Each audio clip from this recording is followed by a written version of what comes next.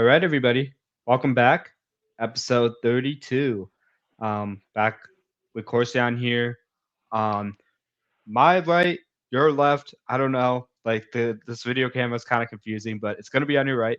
Um, but Korshan, how you doing? How was week 7 for you? I heard you went to another concert this weekend.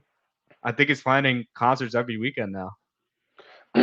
Yeah, I've been doing good. Broncos, they got another win. That's all that I guess matters, even though it'd be nice in a way to lose so that we get a better pick. But uh yeah, overall just chilling, doing good in some fantasy leagues, really sucking in others, but uh yeah, just chilling I guess. How about you? Um, doing good. I managed to win all my leagues this week, which like that's a first. I don't think I've ever done that before. So feel really lucky. Was nervous in a couple of them, but it worked out. I think my team's rounding into form. I think I took Mhm. the hit when Eckler got hurt, and then I had a couple of Eckler shares, like a couple of Jonathan Taylor shares, and then Alvin Kamara Mhm. and a couple. So like holding out and waiting for them, and then like trying to balance out the rest of my roster was tough.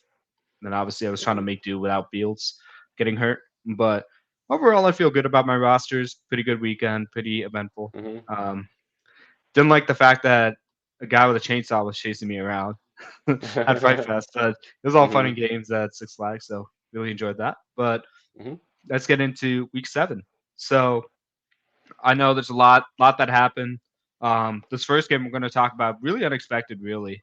Um, when we looked at the state of the Patriots offense, and then um, how flying the Bills were, like they were seemingly beating everybody, and then all of a sudden the script flipped and the Patriots had that last second touchdown.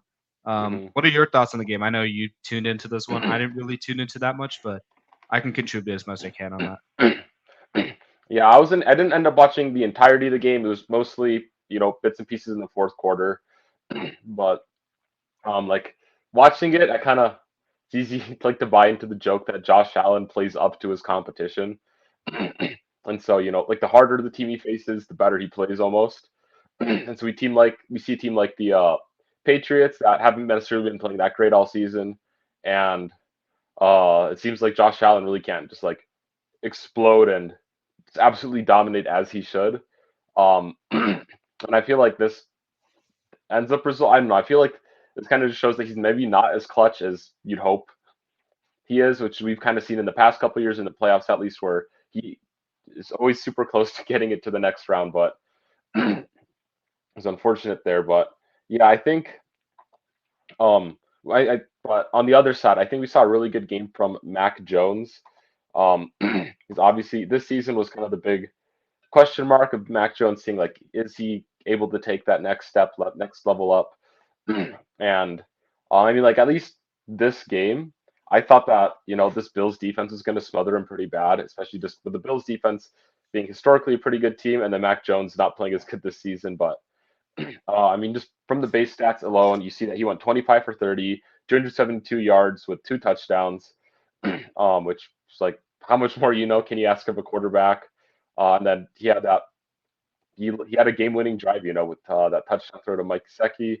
We saw absolutely hideous gritties from both Mac Jones and Mike Gesicki, but a win's a win for them, so I'm sure they're happy. But so that, and then just looking at this game though as well, I thought both running backs on or the starting running backs on both teams looked pretty nice. Ramondre Stevenson's obviously had a slow start to the season, but he looked a little bit better this week. And then obviously James Cook has been, cooking all season. So uh, it was good. It's good to see James Cook playing pretty good football still. Yeah, I've always been a fan of James Cook. I've been vouching for him to get more playing time. But with that said, I'm a little bit baffled by the Buffalo backfield a bit because, yeah, they do get explosive runs, but like when you need them to consistently get like 4 or 5 yards and stay ahead of the chains, they can't do it for whatever reason. They're like not able to do it. And the reason why it's such a big deal is because it puts a lot of pressure on Josh Allen to generate explosive plays because you can't rely on James Cook getting 20 or 30-yard gains like multiple times in the game. Mhm. So Josh Allen, like he has to almost play superhero every single game Mhm. And I feel like teams like the Patriots, like smart IQ teams, are gonna force Josh Allen to play superhero and be like, you wild out and you try to do something because we know you're gonna give us the ball once or twice. And a team like the Patriots, like when they're well coached and they're oiled and ready, they're not gonna make mistakes. Like they're a well-oiled machine when they know how to operate. And I think this is one of those classic games where like they had the perfect game plan and they caught Buffalo by surprise. And Josh Allen was forcing it, forcing it, forcing it. And you see it in the league now where like more defenses are willing to go too high shells to make people drive the ball down the field for quarterbacks like Josh Allen because eventually they're going to get annoyed and they're going to want to go for the moon and it's not going to work out. Mhm. Yeah, but I mean, like the Bills in the end almost did pull it out. Even with like 10 seconds remaining in the game, they had like a timeout and they had throw like Josh Allen had thrown it to like around the 50-yard line and it literally hit Stephon Diggs' hands, who just he was diving and he wasn't able to get the completion. But it was pretty crazy to see that the Bills almost clutched it out there at the end. But yeah, yeah. So it'll be. I mean, Bills they'll be good regardless of this loss. But uh, I think, I mean, games like this are signs of like why maybe the Bills aren't always or aren't the favorites to go to the Super Bowl or win the Super Bowl ever, just because I feel like you see teams like Kansas City, even last season with the Bengals, it's like these are teams that can win when it matters, and then the Bills, I feel like they have their spikes, which end up being their demise at the end of the season.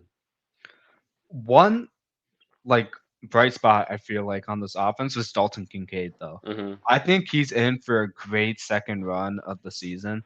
Like he Mhm. showed a lot and he was finally targeted like more than 3 yards downfield. Like he was actually getting like 10-yard targets, which is like good to Mhm. see. And then Yeah. fortunately with the Dawson Knox injury, he's put in the starting role. So like he's gonna get a lot of playing time to show what he can do and run like all the routes Knox would run and plus what they drafted him to do. Mhm. I'm honestly still think he is a secondary option on that team, and they got to use him more. I think it'll put Mhm. a lot less pressure on Stephon Diggs to Mhm. try and make acrobatic, double team beating plays. And Mhm. if you have a guy like Kincaid just like wreaking havoc on the middle, because he has the talent to do it, and Mhm. I think he's starting to adjust, and it's been a great year for the rookie tight ends in general, actually. Mhm. Yeah, a lot of tight ends are actually playing pretty solid from this rookie class, which is kind of rare to see. So many rookie tight ends playing as well as they are, but yeah, I'm sure this will be go down as like a legendary tight end class. Even it kind of foretold itself with how many went in the first two rounds, but like Right. still, the fact that so many are seemingly hitting uh, is pretty insane. Yep. Yep. Hmm. Okay. So I know the next game you watched was the 49ers and the Vikings. Hmm. Um, A little what bit were of your that, thoughts yeah. on that? That was a I did not expect the game to go the way it went, but it was wild. um, yeah, I think big. I mean, I feel like despite the Vikings' poor record, like not much has changed from last season, and so I'm again, it's like last season they won a lot of close games, and it's just this year that they've been having to lose a lot of close games, and so the Vikings, while a lot of bad teams have lost a lot of close games, but they're also historically bad, whereas the Vikings have historically been at least a decent team. And so I think with the record, people have written them off pretty quickly with like, oh, they've lost a lot of close games, so they must not be part of the this team really sucks group. But in all reality, here is Vikings are literally like a year prior, they were one of the top, like have the in the NFC, they had one of the best records, and they were probably expecting to have another similar run this season, and it just unfortunate losses that came their way. And so now we see this with the Vikings and the 49ers. I'm sure everybody, including myself, was saying 49ers probably got this game way easy. But I mean, like Kirk Cousins has been doing basically everything he's been doing all season already in terms of just pretty much balling out, playing good football. And even without Justin Jefferson, we see that the Vikings have, really good playmakers. They obviously hit on their draft pick with Jordan Addison. He had a phenomenal game. I don't know if you saw it, but like, did you see that play where Like it looked like it was going to be an interception, and then Addison, he Oh like yeah, he just pulled it away from Chardavius Ward, ran yeah, it, he rips ran the the ball out half and like gets a 60 touchdown, and yards. I'm like, That was crazy. the fact that they're doing this without Justin Jefferson honestly makes me like scared when the team really gets into rhythm later in the season as well. Because I don't know, I guess just it's a rough start, and I could see this team really going on a hot streak, especially once Jefferson's back, and getting like a wild card spot maybe just with assuming the Lions take the division. All they have to do is start Cam Akers, man. And that team, like, they're impossible to stop on offense. Like, Yeah. you got Hawkinson, you got Justin Jefferson, you got Mhm. Jordan Addison. Don't forget about KJ Osborne. He's like, Mhm. we talked about this on the podcast last week, where like KJ Osborne's getting like the intermediate targets, and then like when you need a big play, it's like Jordan Addison. We like Mhm. specifically charted out like when Jordan Addison's like targeted, they're trusting him to make the big plays, and Mhm. he's proven himself. So major props to him. He looks really, really good right now. Mhm. It's not just that 60-yard catch. He knows how to win with separation, knows how Mhm. to like use technique, like make acrobatic catches, and it's like just ridiculous. Like absolutely ridiculous. Yeah. Yeah, I was thinking like this season's offensive rookie of the year competition, I think is going to be really, really tight. Because obviously you have Bijan Robinson, who Yeah, he's playing out of his mind. CJ Stroud, he's been playing really good too. And then you got a couple of the receivers here. You got Puka, you right. got Jordan Addison, who's been having these breakout games.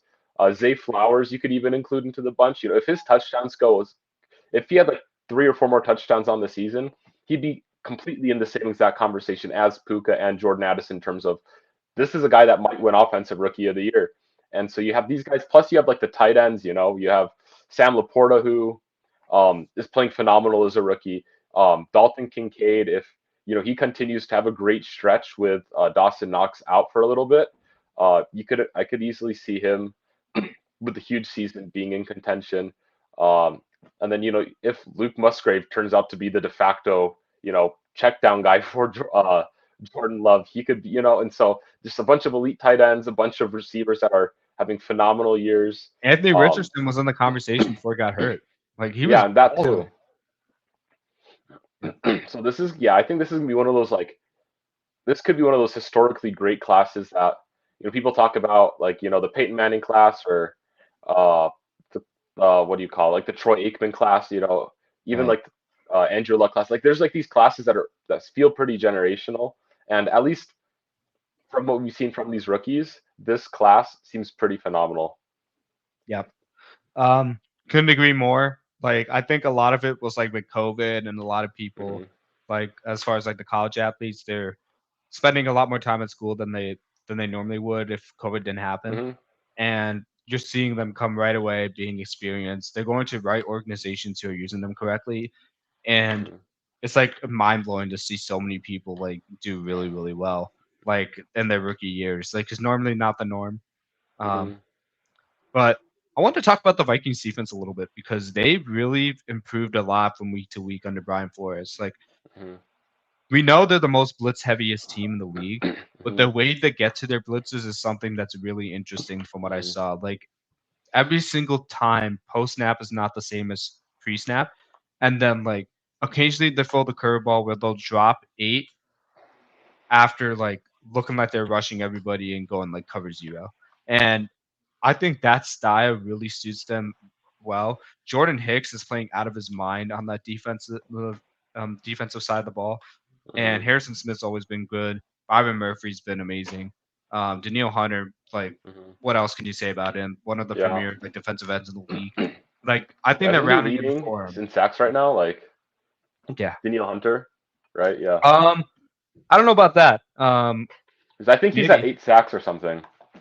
that Oh, is wild. NFL sack.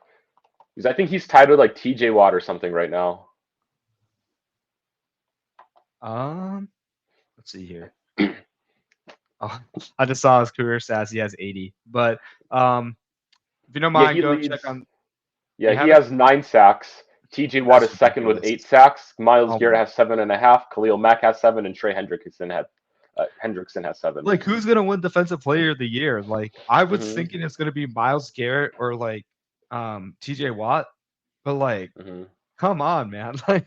This is a good problem to have. Like you don't know who to Mhm. select, and so many defensive ends balling out of their minds. Mhm.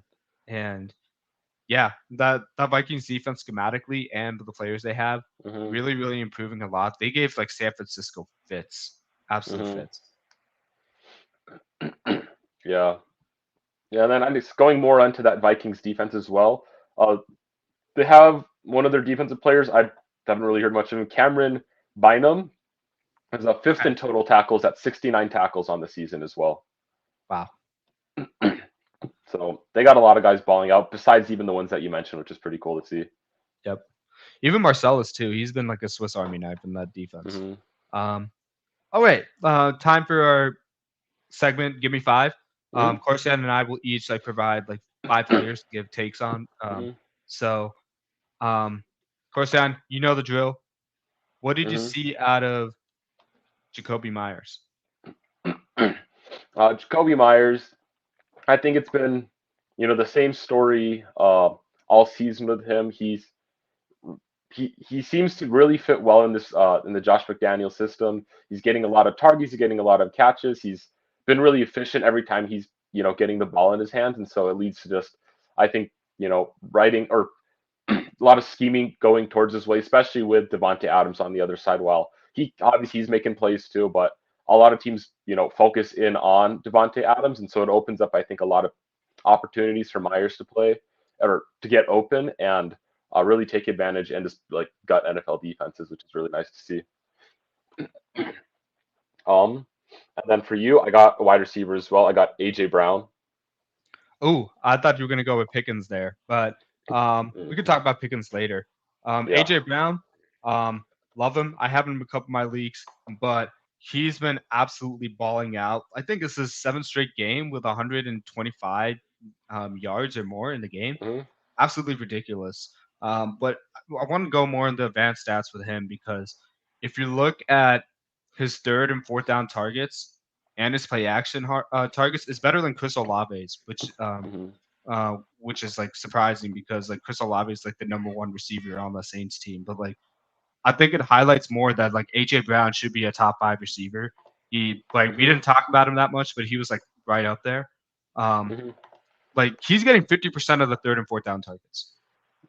That's like half. And you know the Hmm. weapons on that team, like Jalen Hurts could throw to anybody. Like he's been checking it down to Swift lately, but like they Hmm. use Goddard more and more. They use Devontae Smith like whenever people are doubling AJ Brown, and usually those downs are when you do double AJ Brown. He's still getting 50% of the targets, which is Hmm. absolutely ridiculous. His targets per route run, 29% of the time, unbelievable. He gets 35% of the Hmm. targets. Play action targets, which is a really key stat if you want explosive plays, 23%. Like Hmm. on one fifth of the play action pass is basically better than that. He's getting targeted. They Hmm. want him to get the explosive plays, and they're continuing to feed him. And like when you look at him on the field, what can you do? You can't Hmm. press him because he's just going to physically overwhelm you, and you can't play off because he's just going to blow right by you. And Hmm. he has the technique to show outside and run inside, or Hmm. vice versa, or like just win with quickness. There's really Hmm. nothing you could do to stop. Like even if you play zone, he knows where the zones are. He's been playing in this league a while, so nothing but flowers for my man AJ Hmm. Brown. Um, Bears starting running back, D'Onta Foreman. Yeah, I think, yeah, and I think a classic case of why the running back market is just like as awful as it is. I mean, like we saw him all throughout last season. He played really good on and off football, and which shows that he can play good football at times. And we see that again this week against the Raiders, where he's averaging over 5 yards a carry, and he was getting catches, and he was scoring a bunch of touchdowns. It just again, I think the Bears have a really unique backfield of guys. I think at least at each within their own stage of their career are really similar in like the tier system, I guess, that you could put them in, where no one's really unbelievably great, but no one really sucks. And so you could really put any one of these like middle of the pack running backs in. And D'Onta Foreman, he really uh, fits this really well. And like even without getting over half of the snap share in this game against the Raiders. He was, making every one of his touches counts, which was nice. And then I'm obviously Roshan Johnson. He played really good football too, and um, I think in the future, I'd like to see that the Bears make more of a focal point out of the run game and try to like just blast through teams with like elite run game, especially when Justin Fields is back. If they really buy into that whole run scheme and even like start getting him more design run plays, I think that this team can start winning a lot more games. Um, Next one I have for you is something we talked about a little bit last week, but it was the Cardinals backfield. We had some of our thoughts on how it was going to go this upcoming week, and then all of a sudden that changed. So, what are your thoughts, real quick? I give up, man. Like I can't predict this at all.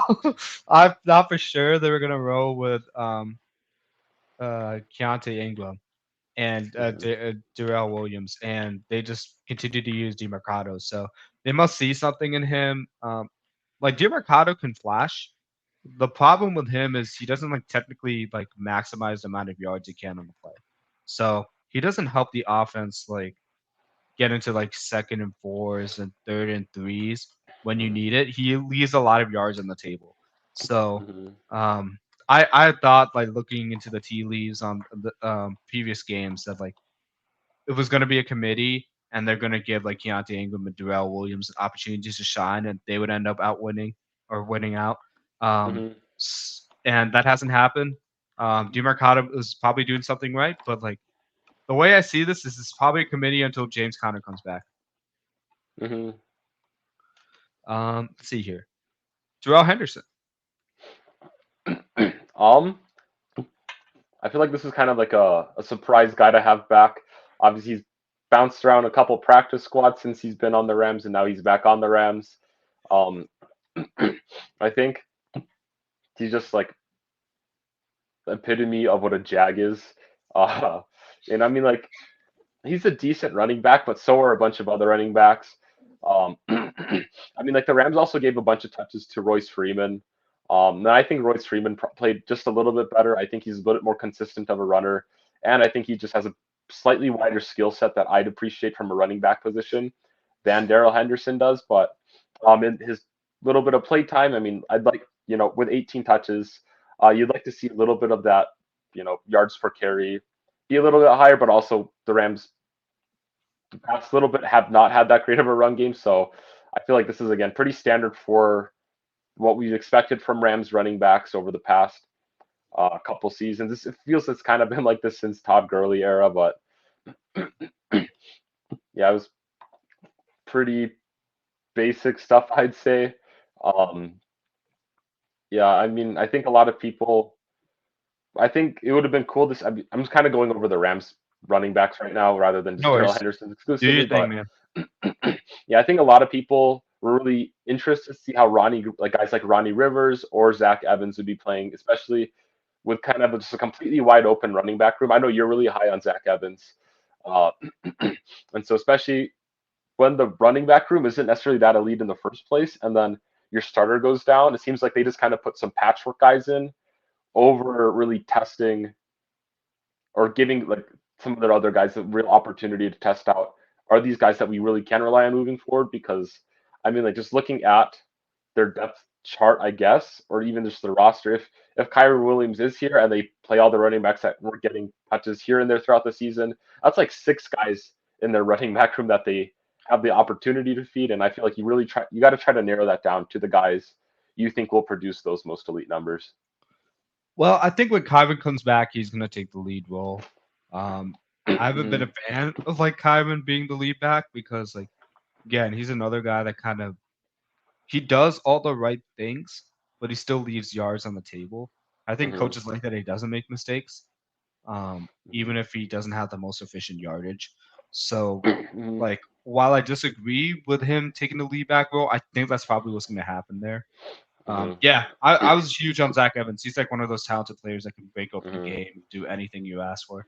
But it's kind of like Sean McVay and Kyle Shanahan are kind of like those coaches where like you don't want to necessarily follow the talent. You just kind of just want to follow the depth chart and who's getting the volume Hmm. because like they want like everything to be done the right way schematically and not making any mistakes and Mhm. just hit the holes that they provide and Mhm. you're gonna score a touchdown. Yeah. As opposed to like use your talent to win over guys and score touchdowns. It's just Mhm. a different philosophy.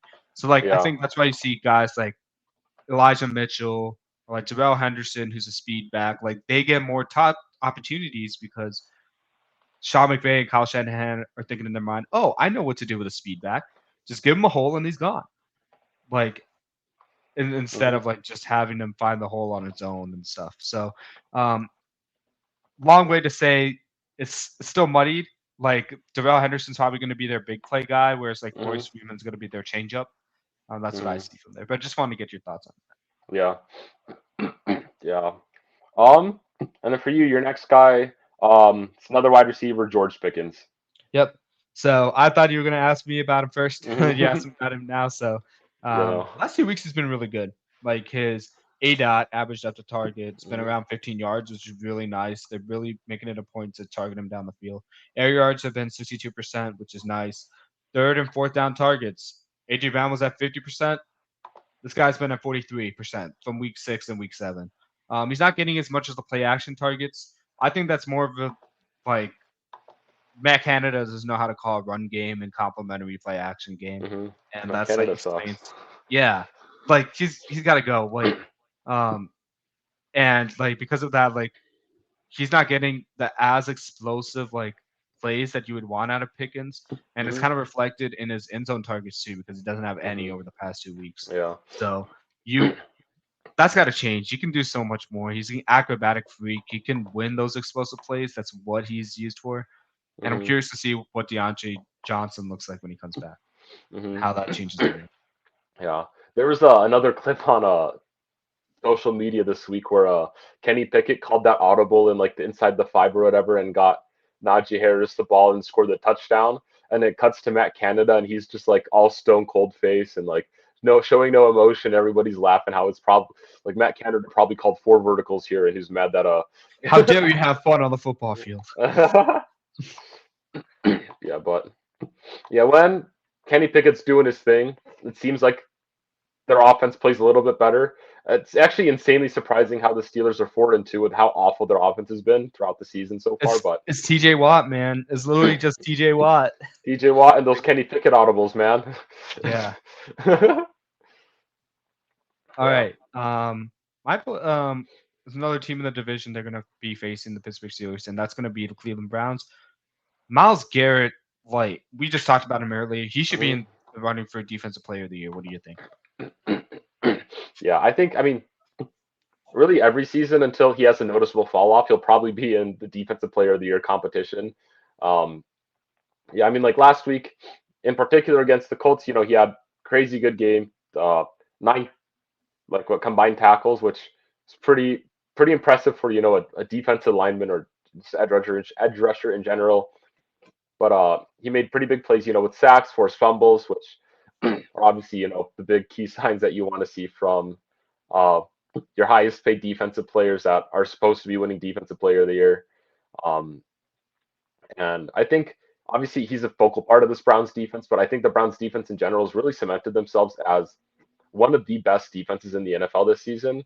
Um, and like, I don't, you could argue like, oh, well, this week was against the Colts, yada, yada, yada. But like, I mean, you kind of see what the Browns defense has been doing against teams like the 49ers. They faced the Ravens. They really surprised everybody week 1 against the Bengals. Uh, and so obviously, Miles Garrett, he's a big part of that. He alone leads to double teams. He leads to pressures. And those are like the stats we don't necessarily see with a lot of these defensive players. And because I feel like there's a guy we talked about a couple weeks ago, might have been Max Crosby, who had kind of a small week, but when you looked at his pressures and his just game influence, it was like his influence throughout that game that really, changed the trajectory and allowed his team to win. And we see this with Miles Garrett, whether or not we do see the stats or not. But um, I have another Brown uh, for you next on the other side of the ball, which is Deshaun Watson. What's happening? Yeah. I'm confounded by this as well because I thought he had played week one well on the film, Hmm. and if you look at his like play from week three onward, I'm not counting like when Nick Chubb got hurt because Hmm. I think it's a stronger point when I make this, but like look at the number of pass plays they call on average for the offense, and it's 19, which means they still want to stick with the run.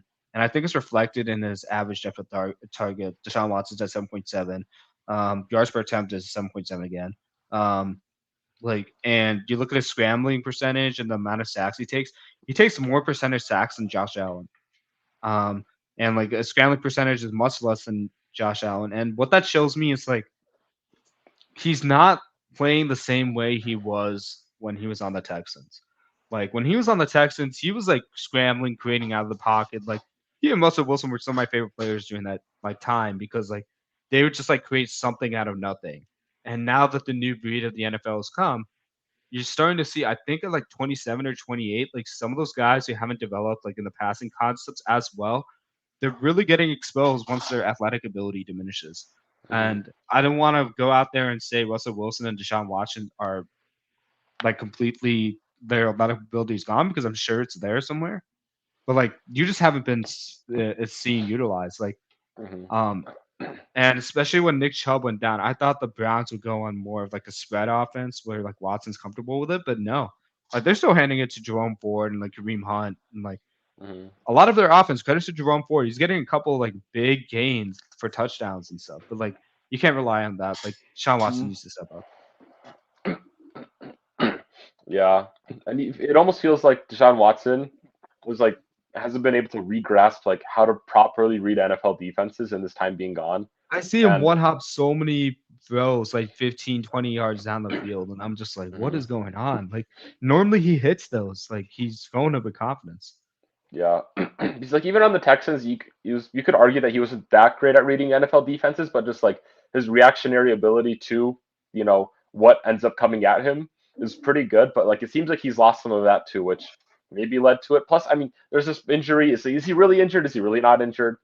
Um, it's all speculation. We don't really know, but um, maybe at the end of the season they'll tell us everything how it actually went down. But That's usually how um, it goes. mhm, Okay, all right. My favorite guy, my favorite tight end mhm, out of this class, Dalton Kincaid. mhm. Yeah, we touched on him a little bit earlier. Dalton Kincaid, with Dawson Knox going down, really had an opportunity to shine, and he did shine. And so, I mean, that's obviously good for him. There was a lot of question marks. I think a lot of people had question marks about him when he kind of started the season slow, and I think he was like listed kind of behind, or he seemed, whether or not you believed the depth chart or not, he definitely looked like, he was behind Dawson Knox in that pecking order in terms of like which read Dalton Kincaid was. But now with Dawson Knox gone, we've seen that like what everybody kind of expected from him. He's playing uh, good football. He's having, um, I mean, his like route share was already pretty good compared to Dawson Knox. I mean, they were both within 5% of each other in terms of just their route share. But it seems like, um, I mean, it seems like he probably will, rise upon what he's currently got because obviously, um, when you're playing behind another tight end, your stats are kind of like minimized. So, for example, his average depth of target is like 4.3 compared to Dawson Knox's 7.2. But like as the season goes on, we're probably going to see, his depth of target rise, especially like you said, you're thinking that he has a real opportunity to be the number two guy within this Bills offense, which I think is certainly possible for him. I think he has a 21% target share, and he could easily like garner like 6 to 7 targets like Hmm. next week. Like Yeah. that's definitely not out of the realm of possibility, and he Hmm. might get more. Like it depends on Hmm. how the team plays Diggs. Hmm. But yeah, really fantastic player. Hmm. Yeah. All right. And I got Do you one still got last time, or guy. you wanted Yeah. to? Oh yeah, you got one more guy. Yeah. Okay, let's hear it. Yeah. Josh Jacobs. Josh Jacobs. Um, I am confused. I don't I don't know what's going on, but at the same time I do. Um, I'm just gonna pull up stats from the last week because I want to compare him to another guy like within this tier, and Mhm. that's Austin Eckler.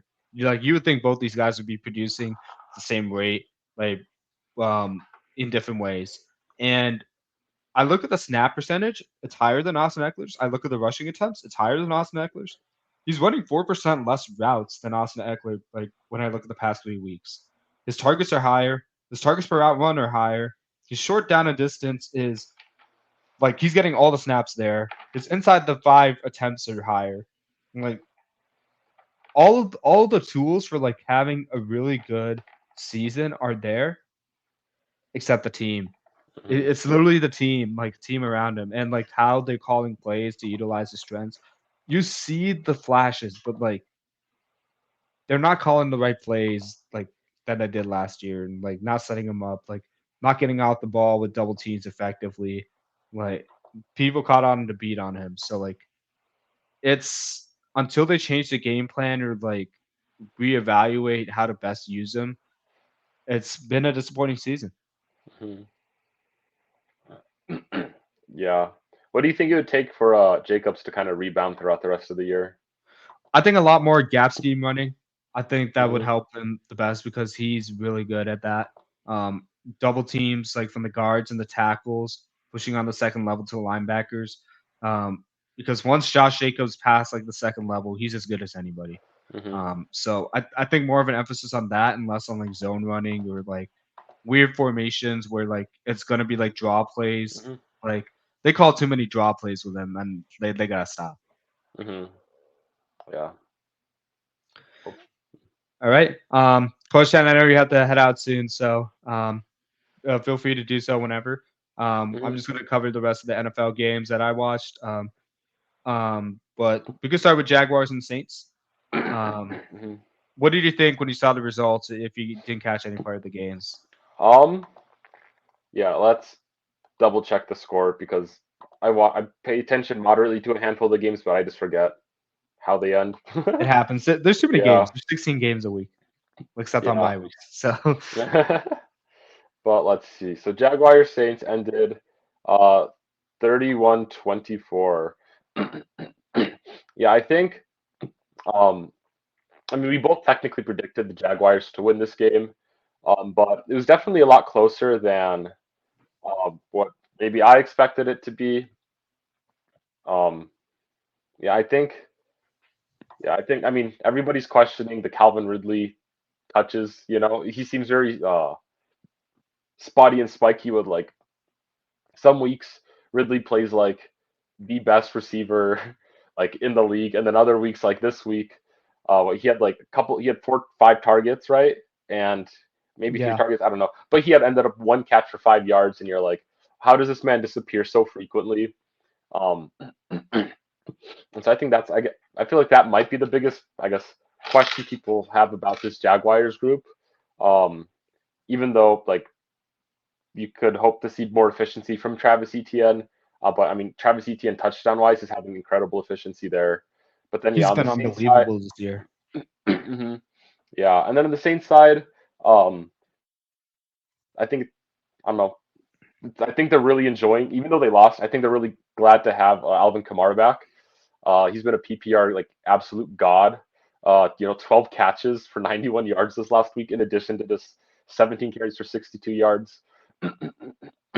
But I think, just me personally, I think that's also like a little bit of a trap for the Saints here. And obviously, like Derek Carr is slinging it like unbelievably. He had 33 completions with 55 attempts, which it's kind of bizarre to only put up 24 points from that. But I think they're almost a little too reliant on Alvin Kamara with just what like that's what 29 of the plays Alvin Kamara had the ball in his hands, making plays for this offense. Which, while like guys like Olave and Taysom Hill are having decent games as well, like it feels like your offense becomes quite one-dimensional when you're more than capable of having uh guys make plays throughout the rest of your team. Even Michael Thomas is playing pretty decent, but it's like it almost feels like you're relying on Kamara as if like you're like the Titans relying on Derrick Henry or just a couple of these others like exclusive run teams. Even like the Broncos relying on their run game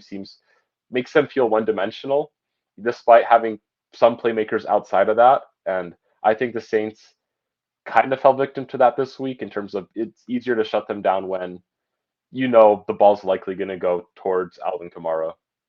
Yeah. And I think part of it was the game script. Like Saints Hmm. didn't start out well at all. Like it was a blowout. Hmm. Um, and a lot of it was like miscommunication between Carr and the receivers, like Olave and like things like that. And it was really Michael Thomas who got them started with like a big catch down the sideline in the fourth quarter, and then they furiously rallied. Um, Hmm.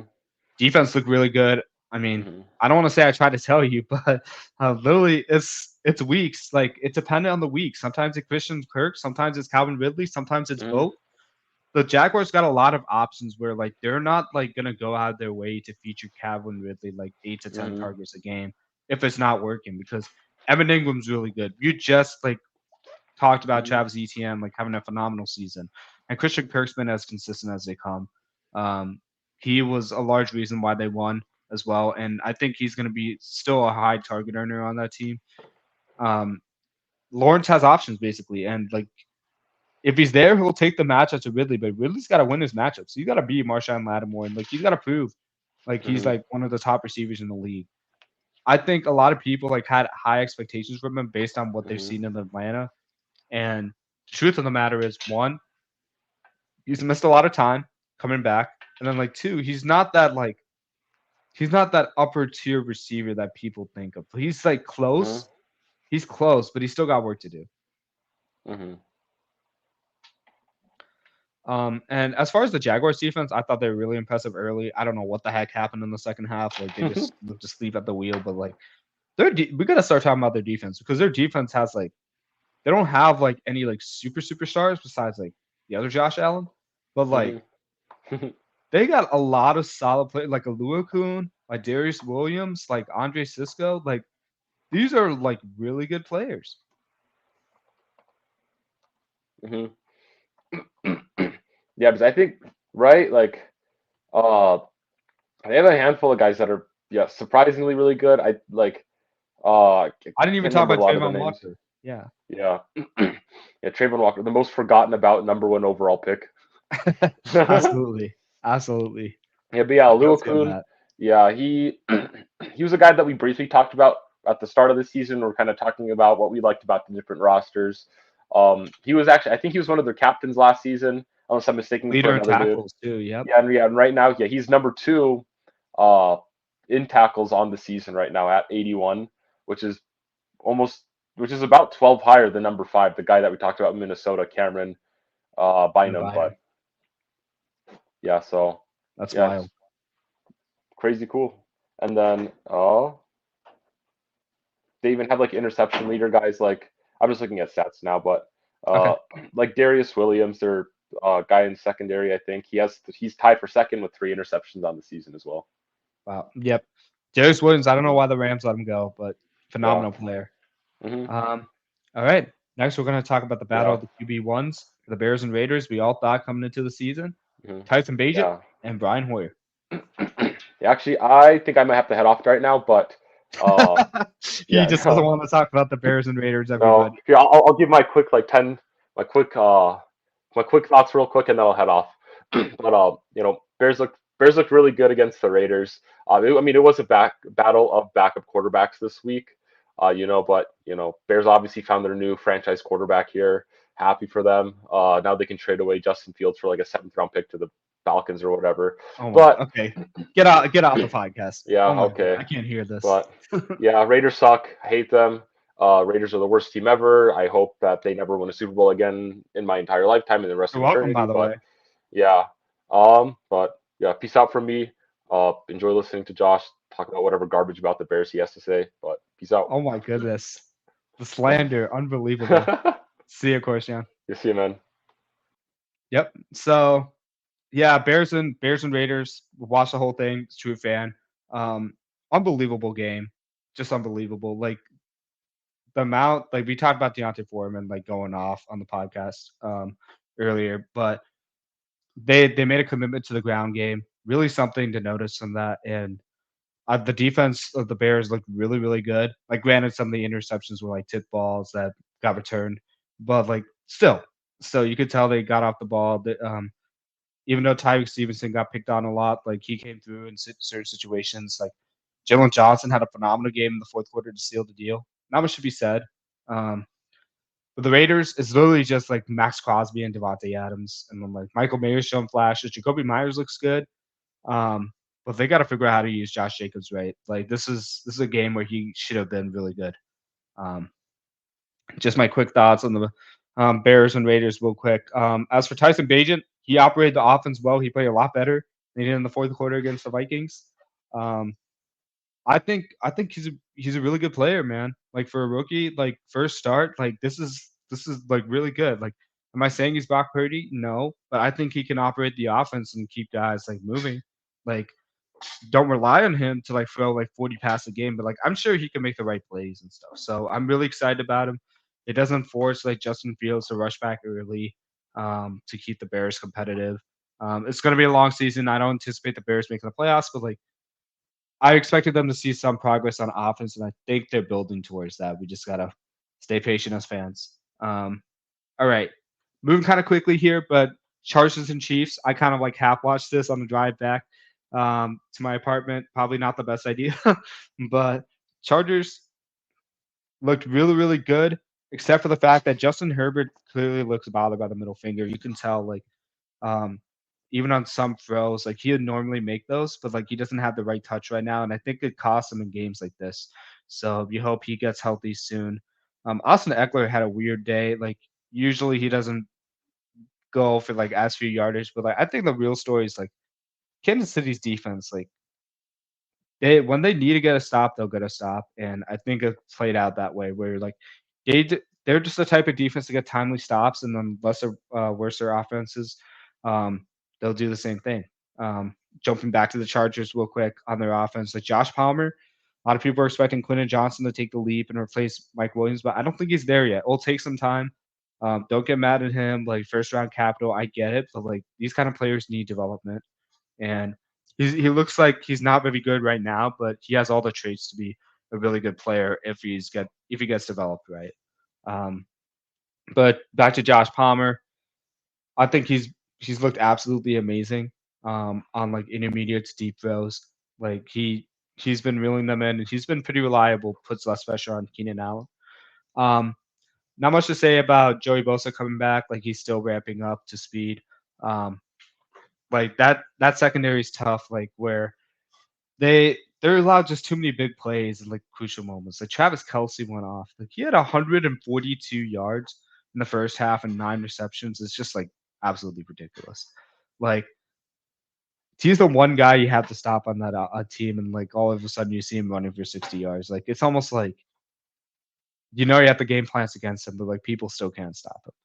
And for Patrick Mahomes, like I think I've had fatigue of him, but like I'll just say it once again, he's the best quarterback in the game.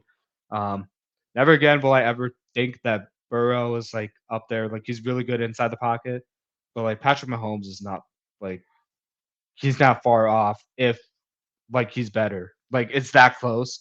And I think Mahomes like he's so much better overall and like recognizing like the key moments and like being successful in every single instance that like you're not shocked by it when he like converts like a 3rd and 26. Like that's just who he is. Isaiah Pacheco looks really good.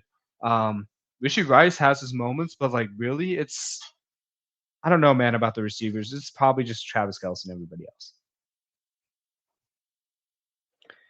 Eagles and Dolphins, like wow, wow, what a show! Like started off as very defensive.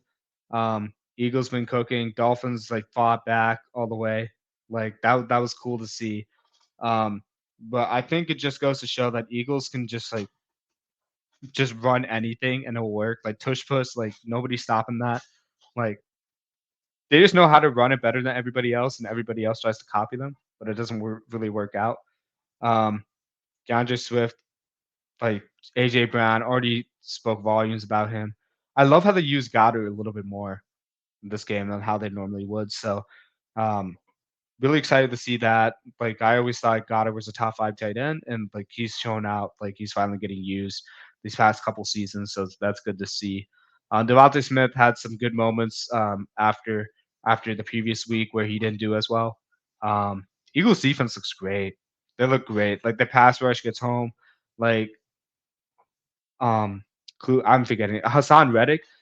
He just completely blew up the Dolphins running game in the first half. Like the Dolphins like to run into the C gap to get a lot of their explosive plays, and like he was just like getting past linemen, like cut blocks from wide receivers. It was just madness. And like the Dolphins had a historically bad run game, like, compared to like how they're high flying this season. And that's just something you don't see. So maybe something to monitor. Like, can teams like play against that, or can Mike McDaniel find the counterpunch to that? That'll be interesting to see. I'm sure they can. Um, but Tua looked great as always. Um, I think the one thing he needs to focus on is not trying to tip off where he's going with the ball, because he's such a great anticipation thrower.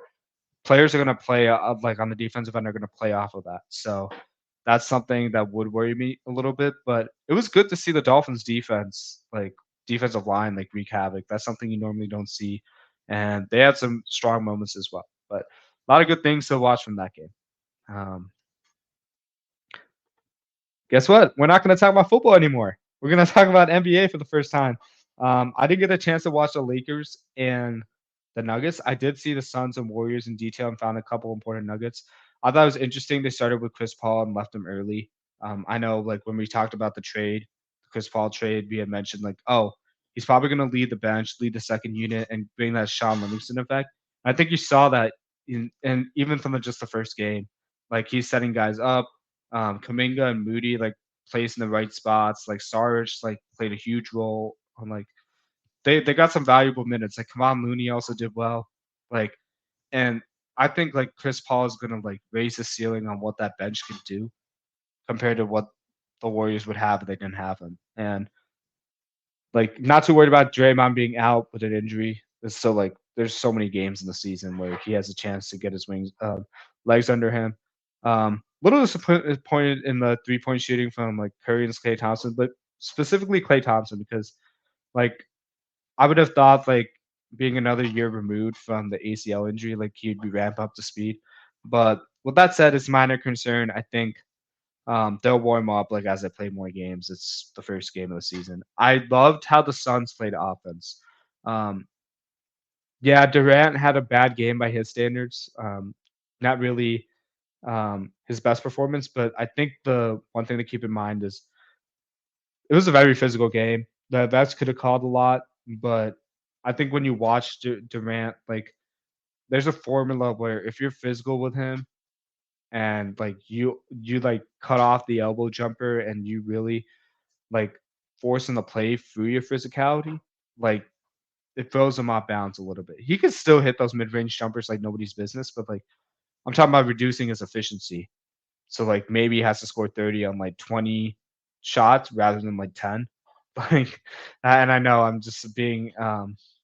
being hyperbolic here, but like those stuff matter when you're talking about possession by possession. So something to keep in mind. But overall, like the Suns' offense looked good because they were sharing the ball, they were moving around. It wasn't just like, oh, we have all these mid-range scores. Let me just ISO. There's a lot of ball movement. I love how they used Nurkic a lot in the high post to initiate offenses and run the offense through him. I think that was very interesting to see because they're trying to get everybody involved there. And Josh Okogie was a monster on the boards. Like if Draymond was playing in that game, I don't think he would have got as many rebounds because like Draymond is the epitome of the hustle and stats of the Warriors. But like that's where the Warriors missed Draymond, and Josh Okogie took advantage. Like he was just getting offensive boards after boards after boards, and really setting the tone for that team. So solid win for the Suns. Um, they looked like moving on from DeAndre Ayton wasn't a bad fallout after all. They look a lot more clean and like fluid on offense, and I can't wait to see what Bradley Beal looks like when he gets back. If you're a Warriors fan, don't panic. First game of the season, this team always manages to find their stride when it counts, and it doesn't count yet. It's not February. I want to worry about this team. With that, hope you guys enjoy the rest of the podcast. If you don't subscribe or you haven't subscribed already, please do that. Leave a like, comment, like how we can make this better. Um, as far as like NBA goes, something that's new on the podcast is we're gonna have um, an old friend Diego come on to regularly talk on the pod, so that should be pretty exciting. So it'll be like 1 week of one episode in the week of dedicated to NFL, and then 1 week dedicated to NBA as these games get ramped up. I think it'll bring more content and more familiarity. So like you guys don't have to rely on what the football takes or what do you think about the basketball takes. Like you'll get all of that in this. So I think having multiple sports episodes like per week is going to be really helpful, and that way you can choose to get your basketball or football analysis and not rely on one episode. But I'm going to keep it short now. You can follow us on Instagram at amon.a.mission. Um, please let us know what your thoughts and what your comments are, like on how we can grow the program or how we can grow our channel. So then that way we can reach out to broader audiences and then give some more advanced takes. With that, thank you guys so much and enjoy your week.